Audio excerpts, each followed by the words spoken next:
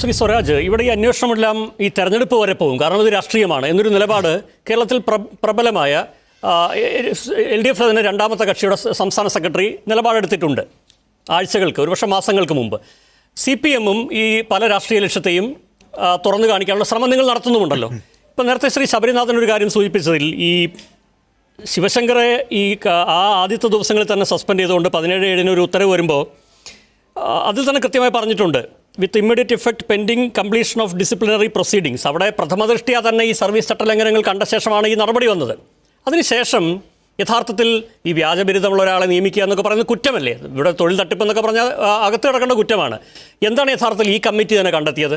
നമ്മുടെ പോലീസിനൊരു കേസ് കൊടുത്ത് പോലീസ് ഒരു കേസ് അന്വേഷിച്ചല്ലോ. KSITL അതിൽ പരാതിക്കാരനാണ് അതിൻ്റെ MD. ഒരുപക്ഷെ അദ്ദേഹം തന്നെയും ചോദ്യം ചെയ്യപ്പെടേണ്ട സാഹചര്യങ്ങളുണ്ടെന്ന് പിന്നീട് വിവരങ്ങൾ വന്നു. അപ്പോൾ യഥാർത്ഥത്തിൽ അന്വേഷണ ഏജൻസികൾ എന്ത് ചെയ്യുകയാണെന്ന് ചോദിക്കുന്ന നമ്മുടെ സംസ്ഥാന സർക്കാർ ഇതുമായി ബന്ധപ്പെട്ട് ഈ മാസങ്ങളിൽ നടത്തിയ അന്വേഷണമോ അതിൻ്റെ പുരോഗതിയോ വ്യക്തമാക്കാൻ താങ്കൾക്ക് പറ്റുമോ? അല്ല, അത് അന്വേഷണ പുരോഗതി അന്വേഷണ ഉദ്യോഗസ്ഥന്മാരുമായി ബന്ധപ്പെട്ട് നിങ്ങൾക്ക് തന്നെ മനസ്സിലാക്കാൻ സാധിക്കുന്ന ഒരു കാര്യമാണ്. അന്വേഷണ പുരോഗതിയെ സംബന്ധിച്ച് ആധികാരികമായിട്ട് ഇപ്പോൾ പറയാൻ എനിക്ക് സാധിക്കില്ല. പക്ഷേ ആ അന്വേഷണം മുൻപോട്ട് പോവുകയാണ്. സമാന സ്വഭാവമുള്ള അന്വേഷണങ്ങൾക്ക് എടുത്തിട്ടുള്ള സമയവുമായി വെച്ചു നോക്കിയാൽ ഇപ്പോൾ സമയം വൈകിയെന്ന് പറയാൻ സാധിക്കില്ല. മാത്രവുമല്ല, വിജിലൻസ് അന്വേഷണത്തിന് വേഗത കൂടുതലാണ് എന്നാണ് കഴിഞ്ഞൊരു ചർച്ചയിൽ ഇവിടെ പരാമർശം ഉണ്ടായത്. ഞാൻ മറ്റു കാര്യങ്ങളിലേക്ക് വരാം. ഈ രണ്ടുപേരും പ്രതികരിച്ചിട്ടുള്ള ചില കാര്യങ്ങളോട് ഞാൻ ചോദിക്കുന്ന അതല്ല. ഇപ്പൊ നോക്കൂ, ഈ ഇതുമായി ബന്ധപ്പെട്ട അദ്ദേഹം ക്രമക്കേട് നടത്തിയെങ്കിൽ ആ അന്വേഷണത്തിന് യഥാർത്ഥത്തിൽ നമ്മൾ ഈ പറയുന്ന സമയം വേണോ? ഇത് ഫൈസൽ ഫരീദിനെ അടക്കം ചോദ്യം ചെയ്യേണ്ട ഒരു കേസ് അടക്കമുള്ള വിഷയത്തിലാണ് നിങ്ങൾ ഈ 100 ദിവസം അധികമാണെന്ന് പറയുന്നത്. ഇവിടെ സംസ്ഥാന സർക്കാരിന് ഈ M. ശിവശങ്കർ എന്ത് തട്ടിപ്പ് നടത്തി എന്ന അന്വേഷണം പൂർത്തിയാക്കാൻ ഈ സമയം ധാരാളമല്ലേ യഥാർത്ഥത്തിൽ? അല്ല, എനിക്ക് മറ്റ് ആളുകൾ പറഞ്ഞു പ്രതികരിക്കാനുള്ള സമയം തരണേ. ഫൈസൽ ഫരീദ് ഉൾപ്പെടെയുള്ളവരെ ചോദ്യം ചെയ്യാനുള്ള അന്വേഷണത്തിൽ 100 ദിവസം അധികമാണെന്നല്ല പറഞ്ഞത്. ഫൈസൽ ഫരീദിന്റെ രോമത്തിൽ തൊടാൻ പറ്റിയില്ല എന്നാണ് പറഞ്ഞത്. ഫൈസൽ ഫരീദ് അവിടെ അറസ്റ്റിലായി 1 മാസം കഴിഞ്ഞിട്ട് ഇവിടെ കൊടുത്തിട്ടുള്ള റിപ്പോർട്ടിലും അദ്ദേഹം ഒളിവിലാണെന്ന് തെറ്റ് പറഞ്ഞ ആ മഠയത്തരത്തെയാണ് ഞങ്ങൾ വിമർശിച്ചിട്ടുള്ളത്. പിന്നെ ഈ 100 ദിവസം അന്വേഷണം നടത്തിയിട്ടും സമർപ്പിച്ചിട്ടുള്ള കുറ്റപത്രങ്ങളിലെ ചില കാര്യങ്ങൾ ചൂണ്ടിയാണ് വിമർശനം വന്നിട്ടുണ്ട്. അത് മറ്റൊരു വിഷയമാണ്. ഇവിടെ ഇപ്പോൾ അന്വേഷണ നടപടികൾ അല്ല, നിങ്ങൾ അന്വേഷണത്തിന്റെ ഭാഗമായിട്ടുള്ള പ്രാഥമിക നടപടികൾ സ്വീകരിച്ചതാണ്. അതിനുശേഷമാണ് അന്വേഷണം മുൻപോട്ട് പോകുന്നത്. അതാണ് ഞാൻ പറഞ്ഞത്. ഇപ്പോൾ വിജിലൻസ് അന്വേഷണത്തെക്കുറിച്ച് അതിന് വേഗത കൂടി എന്നുള്ള വിമർശനമാണ് ഇങ്ങനെ ഒരു ചർച്ചയിൽ ഉയർന്നു വന്നത്. ബാക്കി കാര്യങ്ങൾ നിങ്ങൾക്ക് വിമർശനം ഉണ്ടെങ്കിൽ അതാവാം, നിങ്ങൾക്ക് നിങ്ങളുടേതായ അന്വേഷണം ആവാം. ഞാൻ ഇവർ പറഞ്ഞ കാര്യങ്ങളോടൊന്ന് പ്രതികരിച്ചു കൊള്ളട്ടെ. ഇവിടെ ഇപ്പോൾ BJP-യുടെ നേതാവ് 2ാം റൗണ്ടിലും അദ്ദേഹം പറഞ്ഞു ശ്മശാനത്തിൽ അടക്കം ചെയ്തു എന്നാണ് പറഞ്ഞത്. സാമുവൽ ഹണ്ടിങ്ടണും ഫുക്കുയാമയും ഡാനിയൽ ബെല്ലും എല്ലാം അടക്കം ചെയ്തതാണ് 90-കൾ മുതൽ. അങ്ങനെ അടക്കം ചെയ്തു എന്ന് നിങ്ങൾ പറയുന്ന ആ കമ്മ്യൂണിസത്തെക്കുറിച്ച് അത് വിഷയമല്ലാത്ത ഒരു ചർച്ചയിലും നിങ്ങൾക്ക് ആവർത്തിച്ച് വിമർശനം ഉന്നയിക്കേണ്ടി വരുന്നത് എന്തുകൊണ്ടാണ്? അതാണ് പറഞ്ഞത്. ലോകത്തിന്റെ ഏതെങ്കിലും ഒരു മൂലയിൽ ഒരാളെങ്കിലും കമ്മ്യൂണിസ്റ്റ് ആശയങ്ങൾ ഉയർത്തിപ്പിടിക്കുന്നുണ്ടെങ്കിൽ അത് നിങ്ങൾ ഭയത്തോടെയാണ് കാണുക. നിങ്ങളുടെ നിദ്രയിൽ പേക്കിനാവുകൾ വിതച്ചുകൊണ്ടേയിരിക്കും. അതുകൊണ്ടാണ് കുഴിച്ചുമൂടി എന്ന് പറഞ്ഞിട്ട് ചർച്ച അതിനെക്കുറിച്ചാണ്. കുഴിച്ചുമൂടിയാൽ പിന്നെ ചർച്ച ചെയ്യേണ്ട കാര്യമുണ്ടോ? അങ്ങയുടെ ചർച്ച തന്നെയാണ് കമ്മ്യൂണിസത്തിന്റെ പ്രസക്തി വീണ്ടും വീണ്ടും വിളിച്ചു ഓതുന്നത് ഈ ചർച്ചയിൽ അങ്ങയുടെ ഭാഗത്ത് നിന്ന് തന്നെ. പിന്നെ നമ്മൾ ഈ ചർച്ച ചെയ്യുന്ന ദിവസം, ഇന്നത്തെ ദിവസമേ പുറത്തു വന്നൊരു വാർത്തയുണ്ട്. അങ്ങ് ചർച്ച കഴിഞ്ഞിട്ടൊന്ന് പരിശോധിക്കണം. ന്യൂസിലാൻഡിലെ തെരഞ്ഞെടുപ്പിന്റെ വാർത്തയാണ്. ജസിന്ത ആർഡനാണ് അധികാരത്തിൽ വന്നിട്ടുള്ളത്. അവർ ഉയർത്തിപ്പിടിക്കുന്നത് ഇടതുപക്ഷ രാഷ്ട്രീയമാണ്. ലോകത്തിന്റെ വിവിധ രാജ്യങ്ങളിൽ ഇതാണ് നമ്മൾ കാണുന്നത്. അങ്ങ് പിങ്ക് റവല്യൂഷൻ എന്ന് കേട്ടിട്ടുണ്ടോ? ലാറ്റിൻ അമേരിക്കൻ രാജ്യങ്ങളിലാകെ ആഞ്ഞു വീശിയ ആ കൊടുങ്കാറ്റ് ഏത് രാഷ്ട്രീയമായി ഉയർത്തിപ്പിടിച്ചത്? വ്യവസ്ഥാപിത കമ്മ്യൂണിസ്റ്റ് പാർട്ടികൾ തന്നെ അധികാരത്തിൽ വന്നു എന്നല്ല ഞാൻ പറഞ്ഞതിൻ്റെ അർത്ഥം. അതാണ് പിങ്ക് റവല്യൂഷൻ. ഇടതുപക്ഷ രാഷ്ട്രീയമാണ്. ആ രാഷ്ട്രീയ പാർട്ടികൾ മുഴുവൻ ഉയർത്തിപ്പിടിക്കുന്നു സോഷ്യലിസമാണ് ബദൽ എന്ന് ഉയർത്തിപ്പിടിക്കുന്ന എന്ന നിലപാട് സ്വീകരിക്കുന്ന രാഷ്ട്രീയ പാർട്ടികളുടെ അശ്വമേധമാണ് പിങ്ക് റവല്യൂഷൻ, റോസ് റവല്യൂഷൻ എന്നെല്ലാം അറിയപ്പെട്ടിരുന്നത്. ആ ലോകത്തിൽ നിന്നുകൊണ്ടാണ് നമ്മൾ ചർച്ച ചെയ്യുന്നത് എന്നങ്ങ് ഓർക്കണം എന്ന് മാത്രം അതിനെക്കുറിച്ച് ഞാൻ സൂചിപ്പിക്കുന്നുള്ളൂ. പിന്നെ BJP ഓഫീസിലല്ലേ വാർത്താ സമ്മേളനം നടത്തിയത് അങ്ങയുടെ മന്ത്രി? കേരളത്തിന്റെ മുഖ്യമന്ത്രി CPM ഓഫീസിൽ നിന്ന് ഒരു വാർത്താ സമ്മേളനം നടത്തി ഒരു രാഷ്ട്രീയ മുദ്രാവാക്യം മുന്നോട്ട് വെച്ചാൽ എങ്ങനെയായിരിക്കും ഈ ചാനലുകളും മറ്റ് രാഷ്ട്രീയ പാർട്ടി നേതാക്കന്മാരും അതിനെ കാണുക? അത് ഈ നാട് കാണുന്നുണ്ട്. മുരളീധരനും CM-ഉം ഒരുപോലെയാണെന്നങ്ങ് പറഞ്ഞു. ഏത് കോല് വെച്ചളന്നാലും അതങ്ങനെ ആവില്ല കേട്ടോ. അതിനോടുള്ള എൻ്റെ പ്രതിഷേധവും എതിർപ്പും ഞാനിവിടെ അറിയിക്കുന്നു. അങ്ങനെ അളക്കാൻ വരണ്ട. അങ്ങയുടെ മന്ത്രിയുടെ പല പ്രസ്താവനകൾ നമ്മുടെ മുമ്പിലുണ്ട്. ആ പെട്രോൾ വില വർധനയെ സംബന്ധിച്ചുള്ള ആ തീസീസ് ഉണ്ടല്ലോ, അതൊന്ന് കേട്ട് കഴിഞ്ഞാൽ ഒരുപക്ഷെ ഇപ്പോഴും നമുക്ക് അത്ഭുതാതരങ്ങൾ തോന്നും. പിന്നെ എത്രയെല്ലാം കാര്യങ്ങൾ അദ്ദേഹം മറുപടി പറയാൻ ബാക്കിയുണ്ട്. ഞാനങ്ങനെ ഉന്നയിക്കാത്തതുകൊണ്ടാണ്. അദ്ദേഹത്തിൻ്റെ അബുദാബിയിലെ സമ്മേളനത്തിൽ പോയപ്പോൾ ഒരു മാധ്യമപ്രവർത്തക എന്ന നിലയിൽ ഒപ്പം കൊണ്ടുപോയല്ലോ, എല്ലാ ചട്ടങ്ങളും ലംഘിച്ച്. മാധ്യമപ്രവർത്തകർ ചോദിച്ചപ്പോൾ എന്താ പറഞ്ഞത്? മാധ്യമപ്രവർത്തക എന്ന നിലയിലാണ് കൊണ്ടുപോയത്. നിങ്ങൾ ചോദിച്ചിരുന്നെങ്കിൽ നിങ്ങളെയും കൊണ്ടുപോകായിരുന്നു. ഞാൻ ഈ അവതാരകനോട് ചോദിക്കട്ടെ, നിങ്ങളൊക്കെ എത്ര ഔദ്യോഗിക സന്ദർശനങ്ങളിൽ വിദേശത്ത് പോയിട്ടുള്ളവരാ?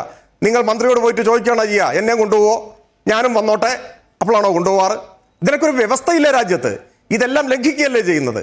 എന്നിട്ട് ഈ ഗവൺമെന്റിനെതിരായി രാഷ്ട്രീയം പറയുന്നതിലല്ല വിരോധം. അദ്ദേഹത്തിന്റെ കീഴിലുള്ള വകുപ്പുകൾ അന്വേഷിക്കുന്ന ഒരു കേസിൽ അദ്ദേഹം അന്വേഷണത്തിൽ ഇടപെട്ട് രാഷ്ട്രീയ ലക്ഷ്യത്തിന് വേണ്ടി വഴിതെറ്റിക്കാൻ പ്രസ്താവനകളും പ്രഖ്യാപനങ്ങളും നിരന്തരം നടത്തുന്നു. ഡിപ്ലോമാറ്റിക് ബാഗേജ് എന്ന് പറയുന്ന അദ്ദേഹത്തിന്റെ ലോക്കൽ സ്റ്റാൻഡ് എന്താ? അത് അന്വേഷിക്കാൻ അന്വേഷണ ഏജൻസി അന്വേഷിക്കുന്നില്ലേ?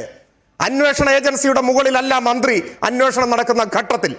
അന്വേഷണ ഏജൻസിക്ക് സ്വതന്ത്രമായി അന്വേഷിക്കണമെങ്കിൽ മന്ത്രി അതിൽ ഇടപെടാൻ പാടില്ല. ഇത് മന്ത്രി നഗ്നമായി നിയമം ലംഘിച്ച് ഇടപെടുകയല്ലേ ചെയ്യുന്നത്. അതെല്ലാം ഇതിന്റെ ഭാഗമായിട്ടുള്ളതല്ലേ. പിന്നെ അങ്ങ് ഇവിടെ എന്തൊക്കെയാ പറഞ്ഞത്? നാവിനെല്ലില്ല എന്ന് പറഞ്ഞു. അത് അവതാരകൻ തന്നെ തിരുത്തി. അതുകൊണ്ട് ഞാൻ അതിലേക്ക് കിടക്കുന്നില്ല. ഇവരെ അറിയില്ല എന്ന് പറഞ്ഞു. അറിയില്ല എന്നാണോ പറഞ്ഞത്? അത് അവതാരകൻ തിരുത്താത്തോണ്ട് മാത്രം പറയുന്നു. അറിയില്ല എന്നല്ല പറഞ്ഞത്. അവരുടെ നിയമനത്തെ കുറിച്ച് ചോദിച്ചപ്പോഴാണ് അറിയില്ല എന്ന് പറഞ്ഞത്. UAE കോൺസൽ ജനറലിന്റെ സെക്രട്ടറി എന്ന നിലയ്ക്ക് അവരെ അനുധാവനം ചെയ്തു വരുമ്പോ പല യോഗങ്ങൾ വന്നിട്ടുണ്ടാവില്ലേ, പലപ്പോൾ കണ്ടിട്ടുണ്ടാവില്ലേ, അറിയില്ലേ? അങ്ങനെ അറിയുന്നോണ്ടല്ലേ പ്രതിപക്ഷ നേതാവ് കത്തടിച്ചു കൊടുത്ത് ഇഫ്താറിന് വിളിച്ചത്. ആ അറിവ് ഇവിടെയും അറിയും. UAE കോൺസൽ ജനറലിന്റെ സെക്രട്ടറി ആയിരുന്ന ആളാണ്. അതിന് പകരം തെറ്റിദ്ധരിപ്പിക്കുന്ന പ്രസ്താവന നടത്താൻ പാടുണ്ടോ? പിന്നെ ഇവിടെ കോൺഗ്രസ് പ്രതിനിധി ചില കാര്യങ്ങൾ പറഞ്ഞു. അദ്ദേഹം പറഞ്ഞതിനും വളരെ വിചിത്രമായിരിക്കും. അദ്ദേഹം ഇങ്ങനെയൊക്കെ പറഞ്ഞു പഠിച്ചാൽ എനിക്ക് തോന്നുന്നു അധികം വൈകാതെ യൂത്ത് കോൺഗ്രസിന്റെ പ്രസിഡന്റ് ആവാനുള്ള യോഗ്യതയിലേക്ക് അദ്ദേഹം എത്തും. ലണ്ടൻ സ്റ്റോക്ക് എക്സ്ചേഞ്ചിന്റെ കാര്യമൊക്കെ ഇവിടെ പറഞ്ഞു. അവിടെ നിന്ന് ഫണ്ട് സ്വീകരിച്ചു. അത് കമ്മ്യൂണിസം ആണോ എന്നാണ്. നിങ്ങൾ പഠിച്ച കമ്മ്യൂണിസം എനിക്ക് അറിയില്ല കേട്ടോ. 1917 ഐതിഹാസികമായ ഒക്ടോബർ വിപ്ലവത്തിന് ശേഷം CPSU ബോൾഷെവിക്കിന്റെ യോഗത്തിൽ പ്രസംഗിച്ചുകൊണ്ട് സഖാവ് ലെനിൻ പറഞ്ഞു, വൈദേശിക മൂലധനം ഉപയോഗിക്കാമോ, വിദേശ ഫണ്ടുകൾ സ്വീകരിക്കാമോ? ഏത് പാർലമെന്ററി ജനാധിപത്യത്തിൽ തിരഞ്ഞെടുക്കപ്പെട്ട ഒരു ഗവൺമെന്റിന്റെ അല്ല, വിപ്ലവത്തിലൂടെ അധികാരത്തിൽ വന്ന communist government, original communist government, വെള്ളം ചേർക്കാത്ത ഗവൺമെന്റ്. അങ്ങ് ഒന്ന് വായിക്കണം.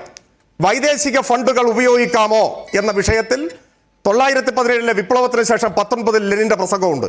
അദ്ദേഹം ആ ഫണ്ടിന്റെ മുൻപിൽ ബോധം കെട്ട് വീഴണം എന്നല്ല പറഞ്ഞത്. കൈകൊണ്ട് തുടരരുത് എന്നല്ല പറഞ്ഞത്. അത് നമ്മുടെ നയപരിപാടികൾക്ക് അനുസൃതമായി ഉപയോഗിക്കാം എന്നാണ് പറഞ്ഞത്. ആ ശൈലിയാണ് ലോകം മുഴുവൻ പിന്തുടരുന്നത്. ക്യൂബയിൽ ഉൾപ്പെടെ അതാണ് സ്വീകരിക്കുന്നത്. അങ്ങ് അടിയന്തര പ്രമേയം അവതരിപ്പിച്ചുകൊണ്ട് പ്രസംഗിച്ച് ഞാൻ കേട്ടിട്ടുണ്ട്. ഈ കിഫ്ബി മലർപ്പൊടിക്കാരന്റെ സ്വപ്നമാണ് എന്ന് അങ്ങയുടെ സഹപ്രവർത്തകൻ പ്രസംഗിച്ച സഭയിൽ ഞാൻ കേട്ടിട്ടുണ്ട്. തള്ളി പറയായിരുന്നില്ലേ, അപമാനിക്കായിരുന്നില്ലേ, ആക്ഷേപിക്കായിരുന്നില്ലേ? വിമർശനമാവാം, ആക്ഷേപവും പരിഹാസവും അത്യാവശ്യമൊന്നുമല്ല. അങ്ങയുടെ മണ്ഡലത്തിൽ ഈ കിഫ്ബി ഫണ്ട് കൊണ്ട് എത്ര കോടിയുടെ വികസനം നടക്കുന്നുണ്ട്?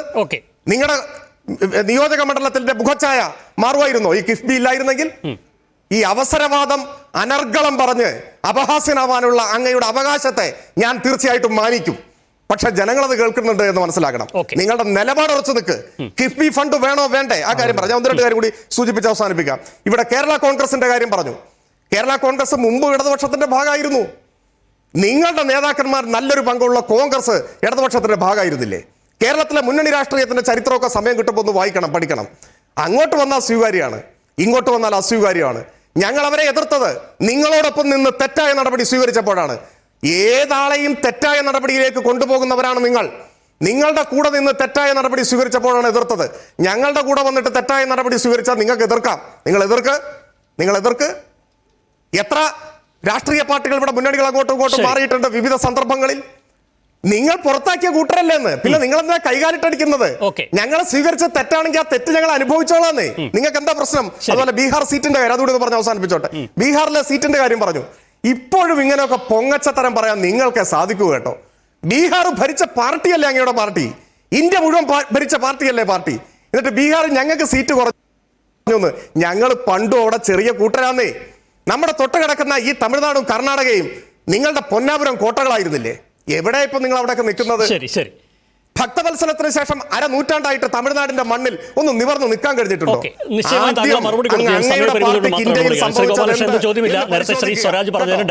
പരിശോധിക്കുക, എന്നിട്ട് അത് മനസ്സിലാക്കിയിട്ട് നോക്കുക.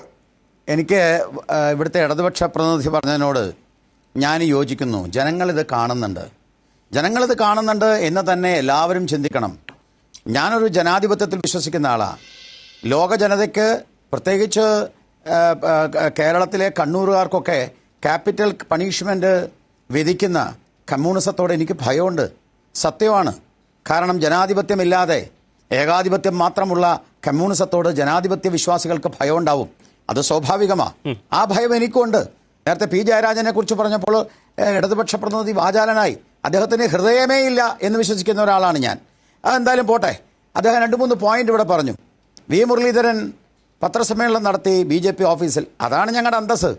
വി മുരളീധരൻ വിദേശകാര്യ സഹമന്ത്രി, അദ്ദേഹം വിദേശകാര്യാലയത്തിൽ വന്നിരുന്നിട്ടല്ല പത്രസമ്മേളനം നടത്തിയത്, BJP ഓഫീസ് വന്നിട്ടാ. അതുകൊണ്ട് തന്നെ അതിന് രാഷ്ട്രീയമായി തന്നെ കാണണം, രാഷ്ട്രീയമായി കാണാനുള്ള കഴിവുണ്ടാവണം. പിന്നെ അതിന്റെ മറുവശം ശ്രീ ഗോപാലകൃഷ്ണൻ, ശ്രീ പിണറായി വിജയൻ AK സെന്ററിൽ വന്നിരുന്ന് ഒരു ആക്ഷേപം ഉന്നയിച്ചാൽ അതേ സഹിഷ്ണുതയോടെ BJP ഉൾക്കൊള്ളും. സാധാരണ ചർച്ചയിൽ ചെയ്യാത്ത പോലെ അയ്യപ്പദാസ് ഞാൻ സംസാരിക്കുന്നതിനെ തടസ്സം വെക്കുന്നു. എനിക്ക് പറഞ്ഞു തീരാനുള്ളത് പറഞ്ഞിട്ട് അയ്യപ്പദാസ് ഇടപെടണം. അല്ലാതെ അയ്യപ്പദാസ് ഇടക്കിടക്ക് ഇടപെടുന്നത് എനിക്ക് സംസാരിക്കാൻ ബുദ്ധിമുട്ടുണ്ട്. ഞങ്ങളുടെ ചാനൽ ബഹിഷ്കരിക്കൊന്നുമില്ല, പക്ഷെ അത് ശരിയല്ല. അതുകൊണ്ട് ഒന്ന് ഞാൻ പറയാൻ ആഗ്രഹിക്കുന്നു. ലോകത്തിലെ കമ്മ്യൂണിസം ഉണ്ടല്ലോ, ലോക കമ്മ്യൂണിസത്തിന് ഇന്ന് ലോക ജനത, ലോകത്തിലെ ശാസ്ത്രമായാലും ശരി, സാമൂഹ്യ ചരിത്രമായാലും ശരി, ലോക ജനത ഇന്ന് ഭാരതീയതയാണ് കാണുന്നത്, അല്ലാതെ കമ്മ്യൂണിസത്തെയാണെന്ന് നിങ്ങൾക്ക് വ്യാഖ്യാനിക്കുകയോ പറയുകയോ ചെയ്യാം. എനിക്കതിന് കഴിയില്ല. ലോകം അങ്ങനെയല്ല വിശ്വസിക്കുന്നത്. മറ്റൊരു കാര്യം, പ്രധാനപ്പെട്ട ഒരു കാര്യം, പിണറായി വിജയനെ വെച്ചുകൊണ്ട് വി മുരളീധരനെ അളക്കരുത്. ആ കോല് മാറ്റിവെച്ചേക്ക്. ആ കോല് ഞങ്ങൾ മാറ്റിവെക്കും. കാരണം ബഹുമാനപ്പെട്ട മുഖ്യമന്ത്രി പിണറായി വിജയൻ കൊലക്കേസിലെ പ്രതിയാണ്. വി മുരളീധരൻ കൊലക്കേസിലെ പ്രതിയല്ല. ഒരു പെറ്റി കേസ് പോലും അയാൾക്കില്ല. അതുകൊണ്ട് ആ അളവുകോല് ഞാൻ മാറ്റി വെച്ചിട്ടുണ്ട്. അങ്ങനത്തെ അളവുകോല് വെച്ച് അളക്കാൻ ഞാനില്ല. ഞാനൊരു മന്ത്രി എന്നുള്ളത് മാത്രമേ പറഞ്ഞിട്ടുള്ളൂ. പിന്നെ മാർക്സിനെ കുറിച്ചും അതുപോലെ കമ്മ്യൂണിസത്തെക്കുറിച്ചും അങ്ങ് വാചാലനായി സംസാരിച്ചു. മാർക്സിനെ ഉപേക്ഷിച്ച് മാണിയെ പിടിച്ച ആളുകളാണ് നിങ്ങൾ കേരളത്തിൽ ഇപ്പോൾ. ഇന്ന് സീതാറാം യെച്ചൂരിയുടെ പ്രസ്താവന എന്താണെന്നറിയോ? 100-ാം വർഷം തികയുന്ന എന്ന് സീതാറാം യെച്ചൂരി പ്രഖ്യാപിച്ചത് ബീഹാർ ബംഗാൾ മോഡലിൽ കോൺഗ്രസുമായി ഇന്ത്യ മുഴുവൻ സഹകരിക്കുമെന്ന. പിന്നെ എന്തിനാ ഇവിടെ വന്ന് ഈ ബഹളം വെക്കുന്നത്? ഇന്ത്യ മുഴുവൻ കോൺഗ്രസുമായി സഹകരിക്കുമ്പോൾ കേരളം അതിൻ്റെ ഭാഗമല്ലേ?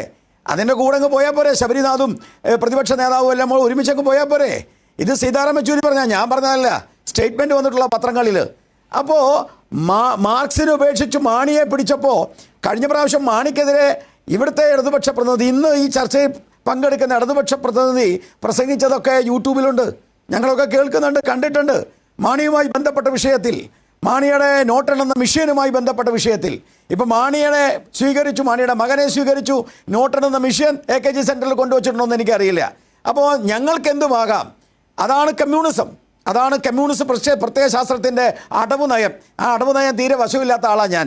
അതുകൊണ്ട് അങ്ങ് ക്ഷമിക്കുക, എനിക്ക് അത്രേ പറയാൻ പറ്റുള്ളൂ. ഒരു കാര്യം ഞാൻ പറയാൻ ആഗ്രഹിക്കുന്നു ഈ വിഷയത്തിൽ. ബഹുമാനപ്പെട്ട മുഖ്യമന്ത്രിയുടെ പ്രിൻസിപ്പൽ സെക്രട്ടറി ഈ കള്ളക്കടത്തുകാരിയുമായിട്ട് എല്ലാ തരത്തിലും ബന്ധമുണ്ട് എന്ന് നിരവധി തെളിവുകൾ വന്നിരിക്കുന്നു. കള്ളക്കടത്തുകാരിക്ക് സ്വർണ്ണ കള്ളക്കടത്ത് നടത്തുവാൻ വേണ്ട സൗകര്യങ്ങൾ ഒരുക്കി കൊടുത്തു. അതിന് തെളിവുകൾ വന്നിരിക്കുന്നു. അതിൻ്റെ തെളിവുകളൊക്കെ നമ്മളങ്ങ് വിസ്മരിച്ചിട്ട് അതൊന്നും തെളിവില്ല, എവിടെ ശിവശങ്കരനെ അറസ്റ്റ് ചെയ്യാത്തത്, എവിടെ നിങ്ങളുടെ തെളിവ് എന്ന് ചോദിച്ചിരുന്നവരാണല്ലോ ഇത്. അന്വേഷണ ഏജൻസിയെ BJP ഒരു കാരണവശാലും BJPയുടെ സർക്കാരോ BJPയുടെ പാർട്ടിയോ അന്വേഷണ ഏജൻസിയോ ഒന്നും ഞങ്ങളെ തൊടാറില്ല. അതിനേക്കാൾ കൂടുതൽ അന്വേഷണ ഏജൻസിയിൽ CPMൻ്റെ ഫ്രാക്ഷൻ ഉണ്ട്. അതുകൊണ്ടാണല്ലോ ഓരോ ദിവസവും ഓരോരുത്തരുടെ മൊഴികളൊക്കെ ലീക്ക് ഔട്ട് ചെയ്ത് CPMകാർ കൊണ്ടുവരുന്നത്. CPMൻ്റെ ഫ്രാക്ഷനിൻ്റെ ആളുകൾ പറയുന്നത് ഞങ്ങൾ ഒരു മൊഴി എടുക്കാൻ പോയിട്ടില്ല, ഞങ്ങളൊരു മൊഴി ലീക്ക് ചെയ്തിട്ടുമില്ല, ഒരു അന്വേഷണ ഉദ്യോഗസ്ഥനെ കാണാനും പോയിട്ടില്ല, ഒരു അന്വേഷണ ഉദ്യോഗസ്ഥനായിട്ട് സംസാരിച്ചിട്ടുമില്ല. അന്വേഷണത്തിൻ്റെ വഴിയിൽ പോകും, തെളിവ് വരുമ്പോൾ പിടിക്കും. അപ്പോൾ ഇന്ന് വളരെ കൗശലത്തോടുകൂടി ഇടതുപക്ഷത്തിന്റെ പ്രതിനിധി പറയുന്നു ശിവശങ്കരൻ തെറ്റ് ചെയ്തിട്ടുണ്ടെങ്കിൽ ശിക്ഷിക്കട്ടെ. ഇന്നലെ വൈകുന്നേരം അങ്ങനെയല്ലല്ലോ പറഞ്ഞത്. ഇന്നലെ വൈകുന്നേരം ഇതേ രാഷ്ട്രീയ പ്രസ്ഥാനത്തിന്റെ പ്രതിനിധി ഈ ബാലഗോപാൽ, അദ്ദേഹത്തിന്റെ പേര് ഞാൻ ഉച്ചരിക്കാൻ തയ്യാറാ, അദ്ദേഹം പറഞ്ഞതിൽ വ്യത്യസ്തമായ സമീപനമാണല്ലോ. അദ്ദേഹം പറഞ്ഞത് ഈ നിരപരാധികളായിട്ടുള്ള ആളുകളെയൊക്കെ ഇങ്ങനെ വേട്ടയാടുന്നത് പതിവാണ്, ആ പതിവാണ് ഇവിടെ കാണുന്നത് എന്നൊക്കെയാണല്ലോ പറഞ്ഞത്. അപ്പൊ ശിവശങ്കരൻ നിരപരാധിയാണെന്ന് ഇന്നലെ വൈകുന്നേരം പറഞ്ഞു, ഇന്ന് കൗശലത്തോടു കൂടി മാറുന്നു. എന്ത് സമീപനമാണിത്? ഇതും അടവ് നയത്തിന്റെ ഭാഗമാണോ? എനിക്കറിയില്ല. ഇതും പൊതുജനം കാണട്ടെ, പൊതുജനം വിലയിരുത്തട്ടെ. അത്രേ എനിക്ക് ആ കാര്യത്തിൽ പറയാനുള്ളൂ. ശരി.